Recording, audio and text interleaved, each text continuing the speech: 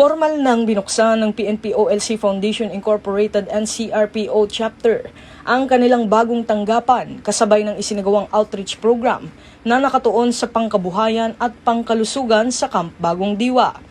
Pinangunahan ng aktibidad ni na Mrs. Mary Rose Nartates, advisor ng PNP-OLC Foundation Incorporated, kasama si Mrs. Melinda Aberin, advisor ng NCRPO-OLC Foundation Incorporated. Dinaluhan din ito ng iba't ibang opisyal ng National Capital Region Police Office, district directors, police officers at kanilang mga pamilya. Sa programa, binigyan diin ang kahalagahan ng women empowerment at pagkakaisa sa pamamagitan ng mga gawaing makatao at pangkomunidad. Nakiisa rin ang mga opisyal mula sa iba't ibang unit kabilang ang Quezon City Police District, Manila Police District, Northern Police District, Southern Police District at Eastern Police District.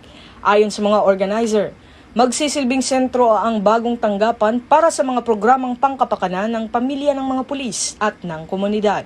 Nagkaroon din ng outreach activities bilang bahagi ng pagsusulong ng malasakit, pagkakaisa at serbisyo publiko.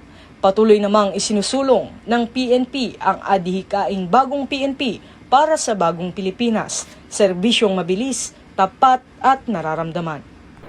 Mula rito sa PNP National Headquarters, ako ang inyong PNN correspondent, Patrolman Don Brosas, alagad ng batas, tagataguyod ng Balitang Pulis.